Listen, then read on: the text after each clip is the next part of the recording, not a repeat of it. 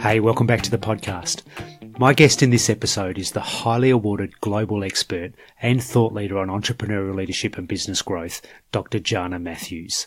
Dr. Jana is the director of the Australian Centre for Business Growth, which is based in the Uni of South Australia. Dr. Jana shares with us in this episode some amazing insights on leadership. She talks a little bit about the differences between growth and startup businesses and shares with us how a bottle of PENDFOLD's GRANGE brought one of the world's great business minds to live and work here in Adelaide.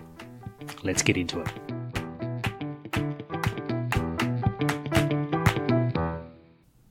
Dr. Jana, welcome to the Self-Made Theory podcast. Thanks, Ben. I'm really happy to be here. I'm so excited to have you on the podcast because I think you've got a really good story to tell. So let's start with your elevator pitch. Well, I am, at this point, Professor ANZ Chair in Business Growth and Director of the Australian Centre for Business Growth. But my personal mission is to help CEOs understand how to grow great businesses that are successful, that are places where individual employees can perform at their best, develop products and services that are things that their customers value, where they then can have the revenue, build great companies, which results in a very self-sufficient community with happy and employed people. So I have a very big mission. It's a big mission, but it's an exciting one, and one, no doubt, plenty of our listeners are keen to understand how we get there. So you've got a really strong background in business and growth and entrepreneurship, and you are a very, decorated is probably not the right word, but accomplished business professional. So what's your personal journey, and how, maybe we'll get to how you came to choose Adelaide? Personal journey started as the solo single daughter of a fellow who was in his 40s, who actually couldn't keep a job, and so became an entrepreneur. That's what it was called then. And it's not an There's a real stigma against it. It's not an unprecedented story, is it? No. And so I would go along with my dad on Saturdays as we went to visit his customers, and he would talk about providing service, understanding what they need. I would watch him and my mom do the books at night. I couldn't be on the telephone because there might be an important call coming through. But I sort of grew up with that and didn't really think about how I had absorbed so much of it. But I also loved books and writing and reading, and did a junior year abroad at the University of London in literary criticism, and then graduated with an English major. And my dad said, "Daughter, what are you going to do with an English major?" And I asked my major professor, my dad wants to know what I'm going to do with this. And he said, "Well, you can become a librarian, you go to graduate school." He did blush years later when I told him about that conversation, that professor. The world was a little different then, wasn't it? So I went to graduate school, and I did work at Yale, and again, co-majored in English and then religion. And so, one thing led to another over time, but I eventually ended up at Arthur D. Little, a technology consulting firm, and then met Chuck Halbauer, who was quite a bit older and had a significant impact on my life. I ended up marrying him. He was a clinical psychologist and a musician and a keen fly fisherman, always the most fish, the first fish, the biggest fish, canoeist. Wherever he would be, he would survive. He would be in a plane crash, and he'd have a dime in his pocket and go to the phone and say, "Come pick me up." It's just an indomitable personality. And so living with that for 35 years took me from the sheltered, I don't know if I can do this, to, of course I can do this. And so it was really a mind shift. And then I went to Harvard and got my doctorate, and then we both decided to go west to Boulder, Colorado, and grew a company there. And I did the first project here in Australia when I did the feasibility study, a marketing study for the Australian Technology Park. And so were you working for a consulting firm at that point? My own firm. Yeah, okay. Our own firm. Wow. We'd set this up by then. Yes, we were written up in Business Week as one of the few companies that understood how to make cold spots hot in terms of technology-based economic development. So on the way out, the vice chancellors of UTS, New South Wales, and Sydney Uni were so happy with the results that they gave me a bottle of wine, which I took home and we promptly drank. And only later, when Chuck was reading Wine Spectators, did he remember that bottle was named Grange. Whoa, that was a good bottle of wine. So it wasn't quite the hallowed moment that other people have when they drink it. It was a good bottle of wine. So several years later, when I was doing work in New Zealand, and someone said they've just created a new YEO chapter in Adelaide, and they're looking for speakers, and they'll pay your way to go to Adelaide. Where is Adelaide? And they said, it's in South Australia near the Barossa. And Chuck said, we're going. That wine came from Barossa. So that's actually the first time I got to Adelaide. Okay. And Martin Hasey, who, of course, then was CEO of YouthWorks, he took Chuck and me to the Barossa in his 1964 Silver Cloud Rolls-Royce. Wow. Now, what's not to love about Adelaide? How could you not fall in love with Adelaide? And I did. I don't know why Adelaideans are so self-deprecating, because I think this city and the environment in this particular part of South Australia is quite phenomenal. Where can you live where you can go to bed at night and look out your window in the CBD and see stars? Where you can be on a tram and be at the ocean in 20 minutes, where you have 4 of the most fabulous wine districts available within an hour to hour and a half, where you look out your balcony over all the greenery that's here, as the Chinese say, a city in the forest, where people pick up their trash on the streets, where people are kind to each other and thoughtful, and where they seem to look at the best, not the worst of what's going on, where they're supportive and helpful to each other. And yes, you don't let anybody get too big ahead. I get that. But there's a tremendous amount of love and love of life and optimism that I find very appealing. Also building a lot on relationships. As I look back at the States now, there's so much more on transactions. And I think we're seeing that in Trump in spades. It's all about the transaction, not the long-term relationship or the impact of that decision on the long-term relationship. There is a lot more emphasis on the sale and closing the sale. On the other hand, there are strategies that you can use to get your customer in the right frame of mind to understand what's the value that you're delivering and decide that they do want to buy it. So I think sales training and sales systems make sense when used appropriately. And that's one of the things we don't do well in Adelaide. Mm-hmm. And not that we don't sell well to customers, I think that happens, but we don't sell ourselves as a state and as a city well enough, either nationally or even on the global stage. Other people do it for us. We're often ranked in the world's top livable cities in the world, always in the top 10 somewhere. Yes. That's a sensational story. We need to be standing from the rooftops shouting it. Ben, I wish I had $1 every time somebody said to me, "Why are you in Adelaide? You could be anywhere." That's right, I could be. And I choose to be in Adelaide. I know why you're here. We're glad to have you here. And it was the same when I moved back from Melbourne. It was just, I couldn't believe how amazing it was having been away for 10 years. And I got back and went, oh, that's why this place is so great. Such a great place to do business and such a great place to live. It's interesting, I think, when you look at the cities in Australia, we've got 2 big cities, and then we've got 2 or 3 or 4, smaller cities. And we think, well, that's not, if you're not a Sydney or Melbourne, you're not relevant. I think that's part of the thinking. But when you look at some great cities in America where there's great business, community and great entrepreneurship, etc., often they're not dissimilar in size to Adelaide. But I don't see the same type of self-deprecating nature in those cities in the US. No. Boulder, Colorado, where I lived, 100,000 people, 25,000 university students, 16,000 companies, startup companies, many of them technology.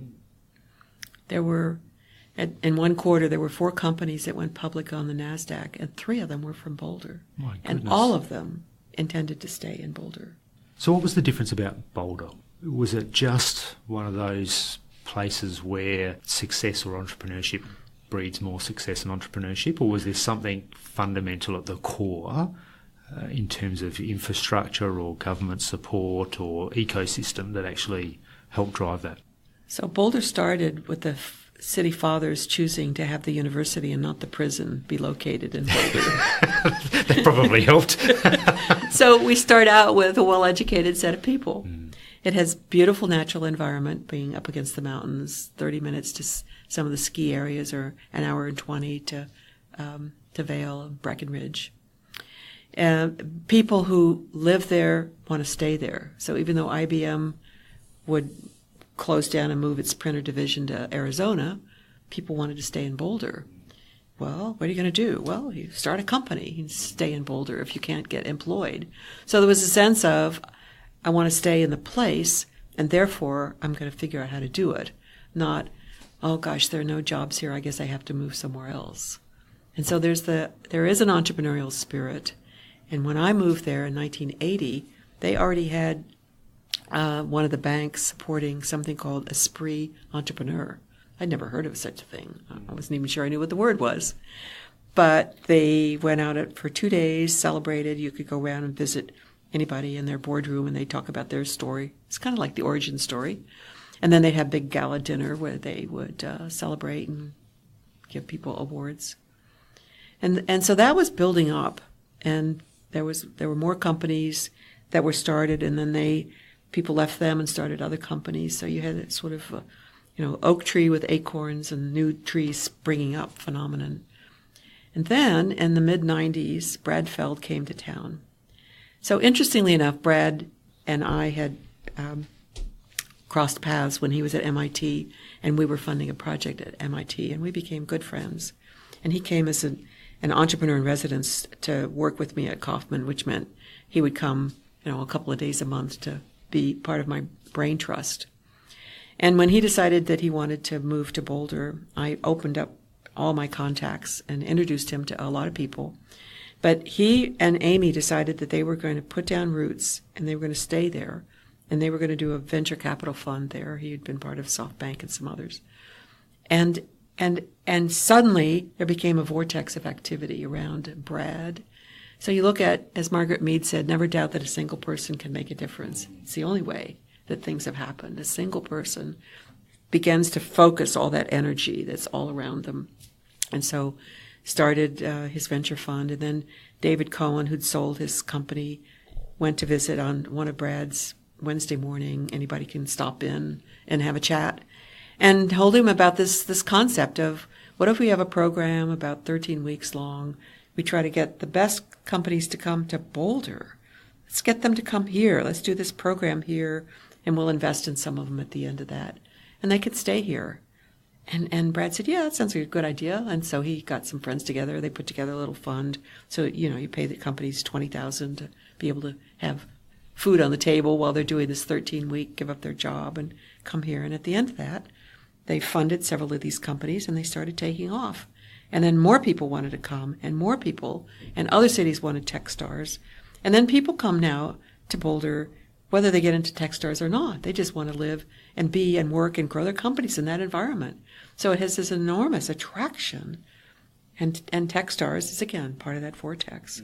And now there's a whole bunch of deals that are coming through Techstars, and now there's a Techstars in Seattle and Boston and New York, and now they've got Techstars by verticals. Nike did one, Sprint did one, and a whole variety of them. And now they're here in Adelaide and in Australia, and so you begin to look at what's the concatenation of factors that come together. And so I think our center can play some of that same role here in Adelaide, that we bring together we're attracting people who want to learn to grow companies, and we're finding growth experts who've started, grown, and exited companies who want to give back, and they give back time, and they might be willing to give back money. Who knows? We may actually look at creating some kind of a fund ourselves. So there's educational programs, there's help finding the right people, there's help getting money for growth, there's help you need to go global, there's help that you need to choose the right service providers, the lawyers and accountants at the right time. And I think getting all of those things lined up and having done due diligence and have a trusted set of resources for people to use saves a lot of time. Yeah, I bet. And it's such a livable city.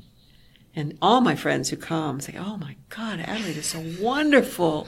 Oh, and I go like, "Well, you spend your whole life thinking, where would I like to retire before I die? You know, well, a place that has clean air and beautiful environment and lots of culture and universities, well-educated people, thoughtful people, nice, kind, human kindness. 3, 4 wine areas. Yeah, I'd like." Well, you could do that right now. You could live in Adelaide and you would have all of that. Why wait to retire? Right. Do it now. Yes. Yeah, live your life doing it. So we would come back to Adelaide on our way to fly fishing in New Zealand. And I had some friends who were part of Sol Trujillo's Three Amigos. And so they would come down and we would meet here. And then some of the companies like Greg Siegel, Ratbag Games, and Philip Baffiatis and Richard Turner, a few of those EOers, would have me come down, and then I did some work with Innovate South Australia, and then Roger Sexton had me come down and do some work with his South Australia Venture Capital Board. These are a long time ago. But I had enough visits that I felt really comfortable, and we knew a lot of people. So after Chuck died, and a couple of guys from Adelaide stopped by to sort of see how I was doing, and I was in a big, beautiful home overlooking the Rocky Mountains, crying every day, and they said, "You need to change. Why don't you come down and do this Techstars-like program that we need here in Adelaide?" And I said, "Well, you do need that in Adelaide. You do need a sort of an organizing force to bring together, all of the things that are disparate things that could be a vortex. All right, I'll come down and do this for 6 months." And I got here, and after 4 months said, "This is not a 6-month trip. This is a commitment." So I committed to 2 years. And at the end of 2 years, I said, I've really enjoyed all of it. And we've had 32 companies through this Innovize Start program, ANZ Innovize Start. But I am not the startup queen. That is not where my passion is. I have always worked with companies that are farther along in revenue, with the team, with products. I want to go back to do that. And I'd love to stay in Adelaide if anybody wants me to consult with them. But if not, I'll go back to the States where everybody wants me to come back. Because I'd had several huge successes. We start with somebody when they're 30 employees and you grow them to 300 in 3 years. And 2 years later, they're valued a shade under $1 billion. And then they sell on their way to going public for $1.65 billion US. So that's a pretty good track record. So what attracts you to the growth element as opposed to the startup element? Is it just that success piece, or is there something more? Oh, there's so much carnage in startup. Do the partners get along? Does the product work? Are there other 15 variations of the product that nobody bothered to look at? How do you find your first customer? Oh, that's the wrong first customer. How do you get the product market fit right? I want to work with companies that have all that figured out. Because where my special skills and knowledge is actually helping build an amazing organization to develop the leadership once you're committed to doing it. But while you're still trying to find out, I call it playing at having a business as opposed to really having the business that you're absolutely committed. You're going to die making this happen. And then I'm going to be there and make sure you don't die then. Because I can help you understand what you're doing wrong, what you're doing right, what you need to do more of, and how you need to change what you're doing because it's the wrong thing at this stage. And no doubt that's part of your success in being, niche is probably not the right word, but focused in that area, and rather than being all things to all people, that's right. It's being really focused. So how did the Australian Centre for Business Growth start then? Where did that come from? Well, it came from a conversation that I had with Raymond Spencer that I was either going to leave South Australia if there was nobody who wanted me to help them as a consultant to grow. And he immediately called David Lloyd at the University of South Australia and then talked to Marie Wilson, who's the Provost Chancellor for Business and Law. And they said, how can we keep Jana here? And Marie had been thinking about a Center for Business Growth anyway. Wow. And all of a sudden, in 2 weeks, this all came together. Really? Yes. Wow. I know. So things can happen quickly, when all the stars align. But it's interesting. People say, oh, that's just luck. But it's actually not. Because, and I'm not a believer in luck because there's obviously a bunch of preparation that you've done there. And it's just a timing piece, really, isn't it? It is. We used to say at Kaufman that luck is when opportunity meets a prepared mind. Exactly. And, they have done studies, Ben, of companies, some of the most successful ones, and they happen to be at the right place at the right time.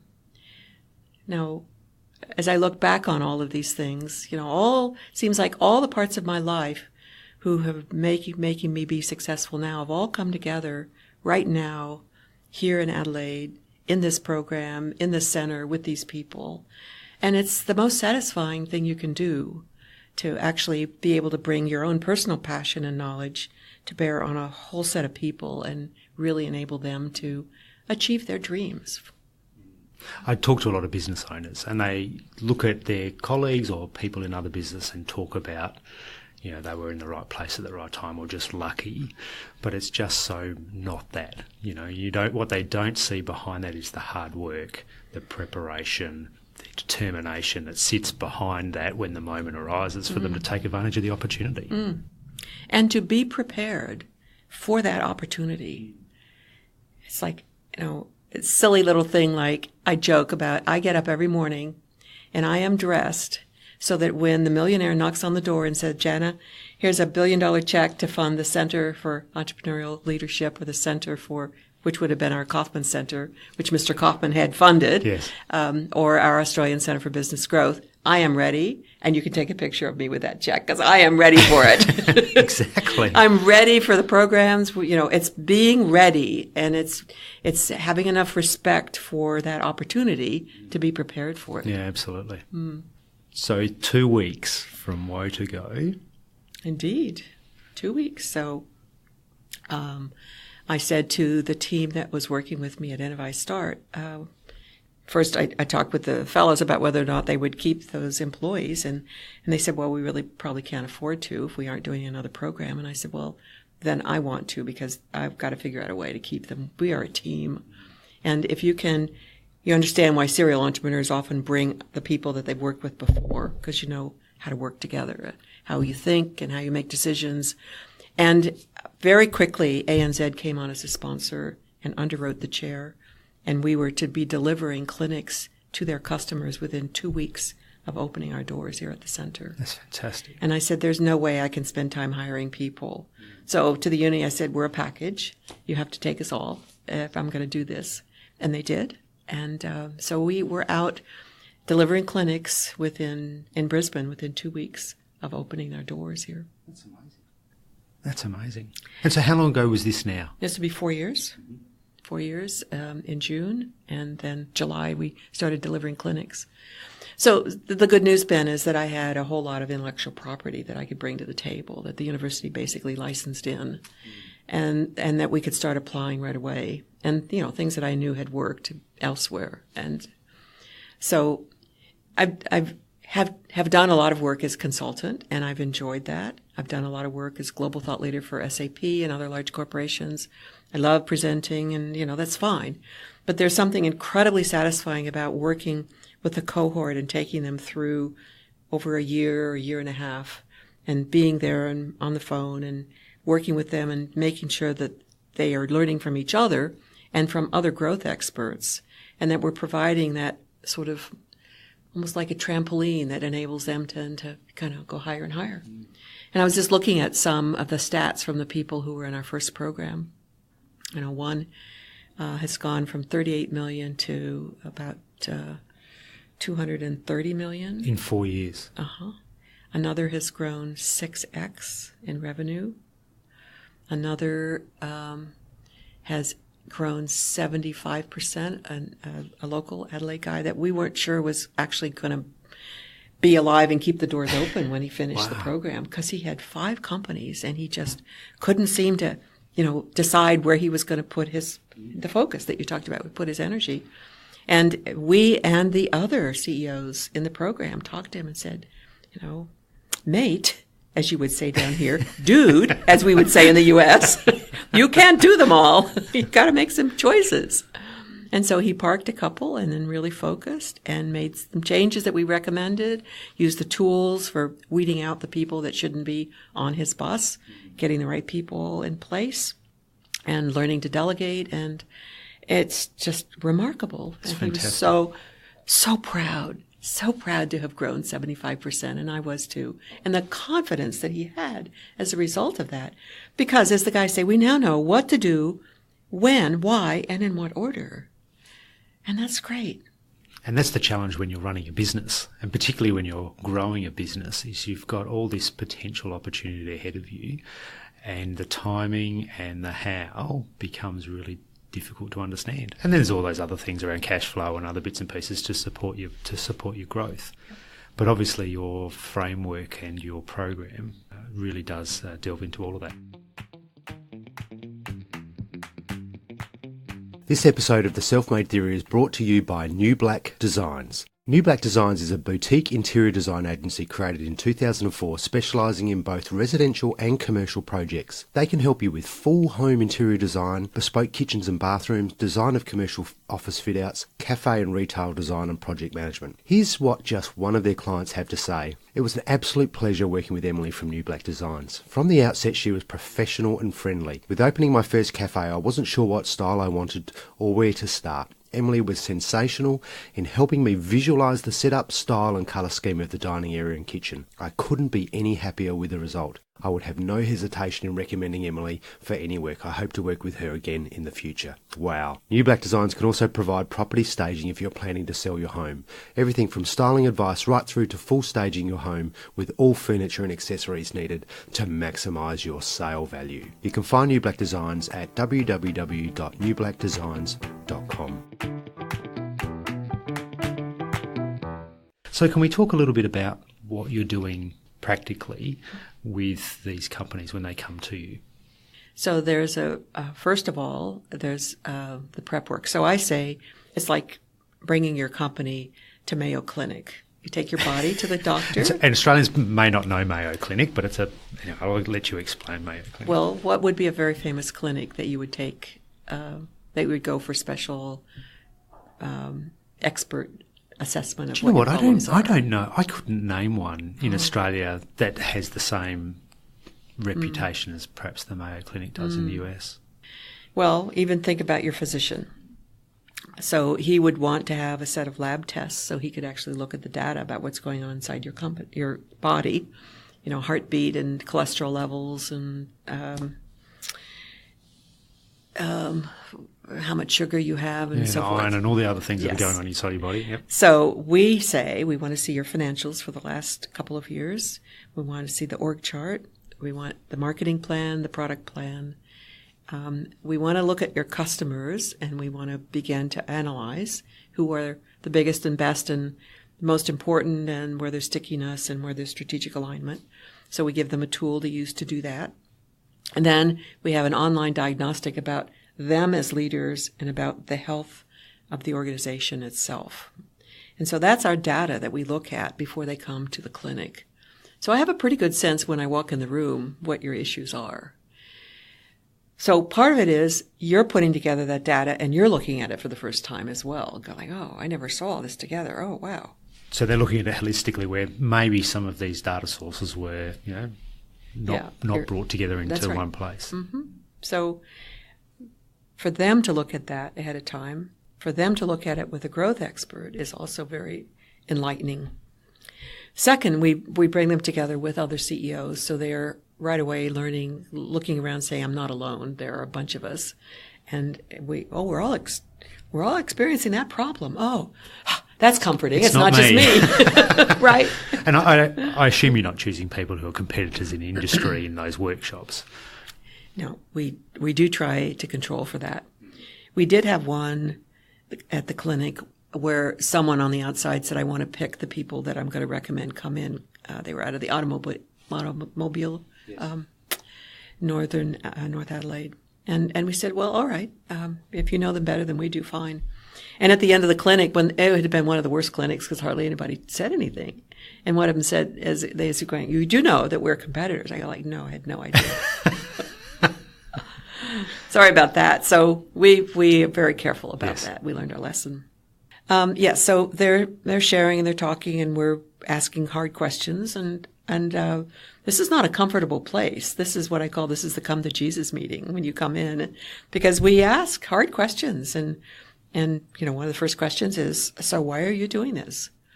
Are you building an asset that you will get value from by selling? Are you building something that you want a legacy that you're going to pass on to your kids? Are you just doing this as your cash cow to support your lifestyle? Because you will make very different decisions depending on what's end game. So we try to spend some time on that, and then we try to actually start them off with, well, how big do you want to be in 5 years? Oh, no idea. Nobody have ever thought about that. I don't know, maybe 10% bigger? What? 10%? I can't cope now. Right. I don't want to grow bigger if I have more people problems, Jana. No way. I said, what if you could grow bigger and not have people problems? Well, that would be wonderful. Okay, let's Why talk stop about at 10%? Exactly. So our compound annual growth rate with our companies is means that they are going to double every 4 years. That's extraordinary.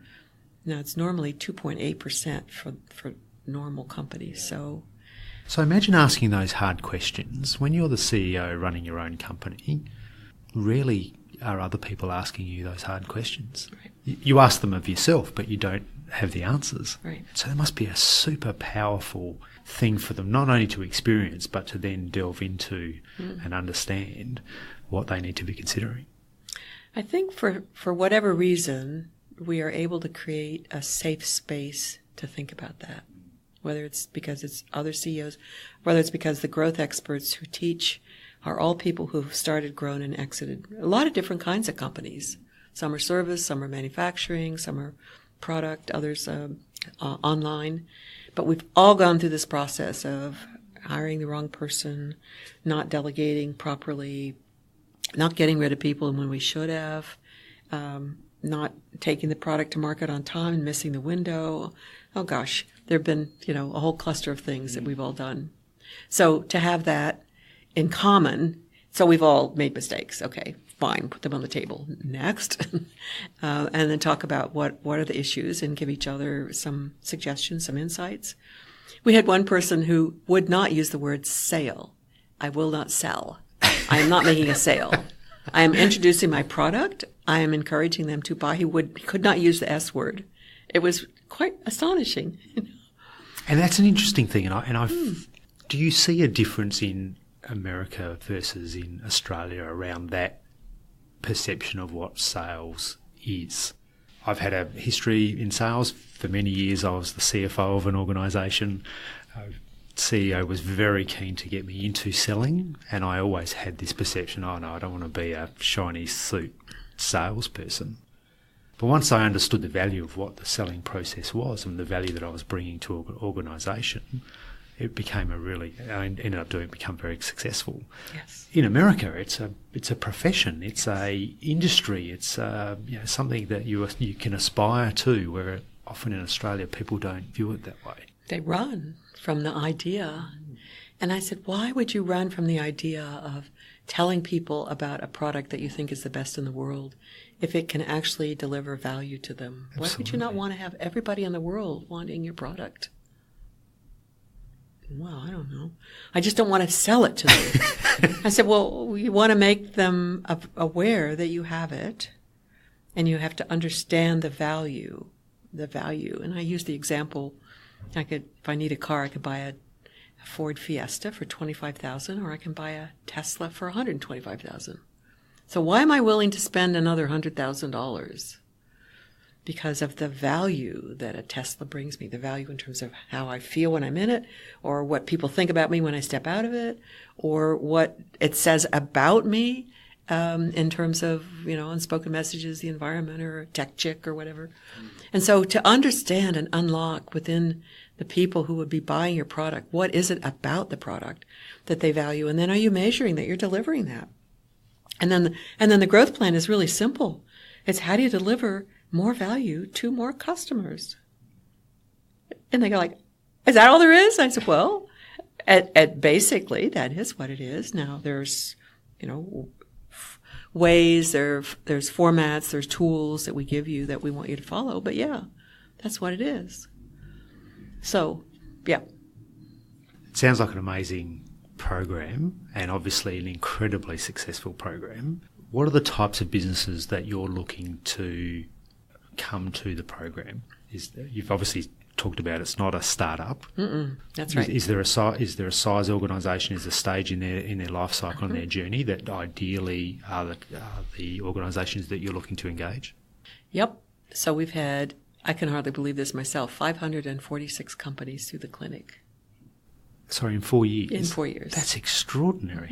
We're doing South Australia, Queensland, WA, and of course the ANZ program, we were national. So we've had companies from every territory and state come to our clinics. And then we've had, by the end of this year, we'll have had 100 programs going through the companies go through the intense growth programs. So where the program is most successful for A, the CEO who's really passionate and wants to grow, B, the ones that are close to, I would say, 20 employees. As you know, medium-sized companies are 20 to 199 and small are 5 to 19. If you're too small, you actually aren't experiencing the problems that enable you to understand growth. You know, we work on culture, we work on getting the right people on the bus, putting in performance evaluations and understanding strategy and getting financing in place. So if you're too small, that's like teaching third graders, you know, how to play professional sports. It's too far ahead for them. Yeah. So the sweet spot for us is what I would call the upper small, the like 15 to 20, and then the 20 to 199 are the medium-sized companies. In Australia, there's about 200,000 that fit the definition of small and 51,000 that fit the definition of medium. And you know, what you really are looking for are the ones in that are the layer that wants to grow. And so I don't know whether that would be 10 or 15 or 20% of those, but it's a good round number. I maybe have hit 500 and there's probably, 50,000? That would be in my target. So I've got a way to go yet. And that's not even going offshore. What's next in the iteration? I assume you're constantly refining your program, etc. And what's next in the iteration of the Australian Centre for Business Growth? So the program is a clinic, and then a smaller number of people come into the modules where you have to have the CEO and at least 2 members of the executive team. Some people bring 3 and 4 members. They want the whole team there. After that, there's a program called Accelerate and Scale, which is, again, an extension for another year and a half. It's not like we take you out here and show you the world and then leave you. We're there to help you make the next step up. So we can expand the types of programs. We are also expanding into virtual clinics. So you can actually do our clinic online, followed by an hour with a growth expert. It's a different experience than being in a room with other CEOs. But on the other hand, you don't have to drive any place, you don't have to park anywhere, and you can do it on your own time instead of a whole day that you're off at the clinic. And then you actually get a growth expert focused on your issues for a whole hour, which is, some people really like that. They're happy to do the trade-off. So putting more things on our learning management system, more tools, and making those more virtual. So that's certainly in our growth plan. We haven't even touched Victoria, New South Wales. So those would be states that we probably would systematically move into. And I must say, usually we are asked to go somewhere. You know, we were asked in South Australia to give us a proposal. Queensland, we had to do a tender, but we were asked to participate in the tender. WA had us do some things for them, specifically for them. There may be a tender process later. And we've just signed a contract to do some work in Northern Territory as well. So I don't go rapping on people's doors. Instead, hope they understand the value of the program and the growth of the companies and say, we want that, which absolutely. Is what other people say, we want that. Yeah. So those are all possibilities, additional programs. We've had large companies come and say, please work with us. And I go, why would we work with you? Well, we don't all have good communication, good alignment, good this, good that. So the point is, well, if we were to work with you, you'd have to pay a lot more money because we certainly couldn't, subsidize you based on the government funds that we have. And they say, okay, fine. If we just are desperate for this information, this content, this knowledge, probably not going to go down to the smaller, the micro businesses. Again, because first graders learn from third graders, and we're junior high or high schoolers here. So we wouldn't go that direction. But we've already been asked to go to a couple of other countries, and I don't feel we're ready yet to do that. But that certainly would be on the game plan. Do you apply the same tools and methodologies, to your business? Of course. Of course you do. You're not the plumber that's got leaky pipes at his own house, do you? I'm the plumber that's having the same issue about selecting the right people, getting the wrong people off the bus when they turn out that they interviewed better than they actually performed. I've experienced all of those things. I tell the story of going through 5 secretaries in 1 year, and the head of the Kauffman's Foundation Center for Entrepreneurial Leadership saying, Jana, the only constant here is you. You better go get some help and figure out what's wrong with you. Not me. It's them. They can't keep up. Jana, you got to learn to communicate, plan with them, bring them along on the journey. And so, being 2 hills ahead of the rest of your troops, not a good idea. Turn around and go, nobody's there. Where is everybody? Or following that next shiny, bright new thing. We get everybody all organized. We've done the plan. We all agree this is our priority. And then this amazing thing comes across the transom, or at least it is, because I'm bored with this stuff that I already now planned out. I go, okay, let's sit down and think about this. Is this more valuable, more important, potentially more, revenue or opportunity than unwinding everything that you now have in place, all the people, the rockets all around here, the spaceship that's going in this direction, ready to take off or actually taking off. See, we've gone 20%, 30%. But you want to stop all that and now have everybody be introduced to a brand new thing, the shiny, bright new thing over here. If it is the best thing in the world, then we should do it. But you think carefully about the trade-off you're making when you unwind everything that we put in place where people are now all aligned and in one direction. So it's the process of teaching them to think hard about that. So how important is sense of purpose for a leader in driving their business forward? Oh, yes. As opposed to, I'm here to make money, I'm here for 30% growth, I'm only here because I've got an exit strategy in mind. How important is the sense of purpose in their success? I think sense of purpose is incredibly important, and everything else is a byproduct of that. So, for instance, we had a very interesting company that came in, had 3 co-founders, and they were all co-CEOs. And we go, probably you don't want to continue. We've been successful doing this. Why should we change? I said, well, if you're so successful, why are you here? It's a question of roles and responsibilities. If I want to ask you to be on a panel, which one of you do I ask? Anyway, they finally did get that sorted out. And it's interesting to watch how, because they were then able to focus on sales or administration, finance, or the CEO strategy and so forth, they began to grow rapidly. But then they began to have opportunities that they had a hard time funding. So then the question is, do we look for another investor or do we do debt financing? We personally don't have enough money ourselves to make this happen. And unlike another CEO who was faced with this dilemma, he said, well, Jana, I just sell a piece of property if that's the problem. They didn't have a piece of property to sell. And so they very seriously entertained an offer to buy them by a company that was aligned with values that was much larger, that was listed on the stock exchange, and bought the companies to keep as long as they performed over time and they could fund their growth. And so it's a different way, a different construct for them to continue to achieve their purpose. So the purpose is really important, and the purpose will attract other people to you.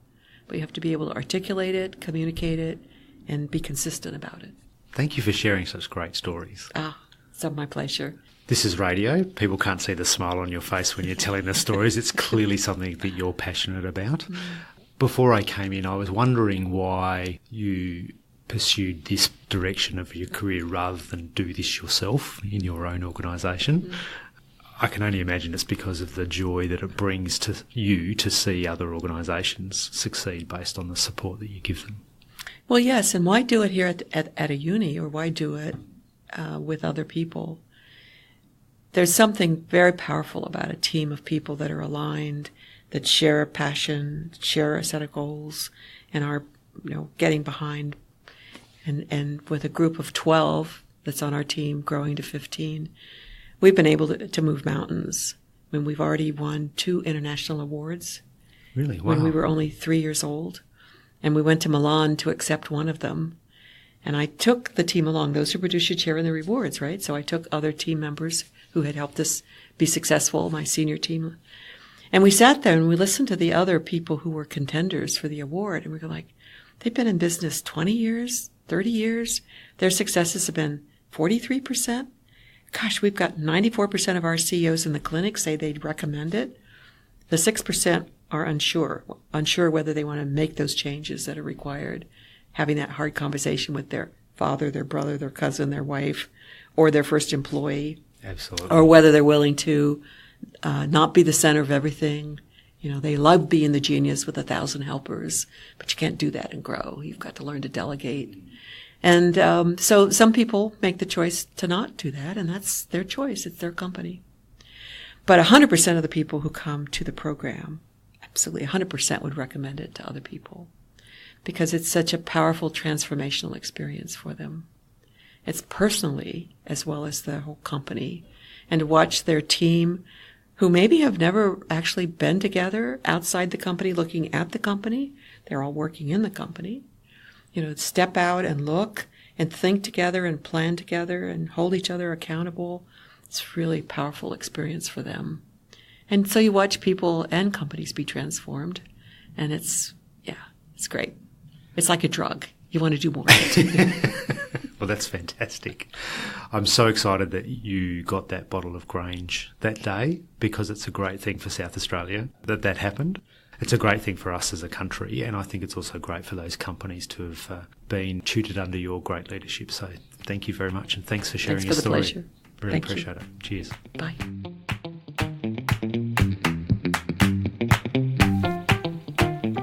I should apologise to our interstate viewers. There's a whole lot of Adelaide love going on in that episode. But sorry, I'm not going to apologise. You will just have to move here instead. A huge thank you to Dr. Jana for sharing her story. If you want to find more about Dr. Jana or the Australian Centre for Business Growth, then visit www.theselfmadetheory.com or view our show notes in your podcast app. By the way, we're now on Spotify, so if that's your content listening platform, then make sure you subscribe. Otherwise, you'll find us on a myriad of podcast apps, including the fantastic Pocket Casts, who we featured in episode 107. Until next time, keep innovating, overcoming, and prospering.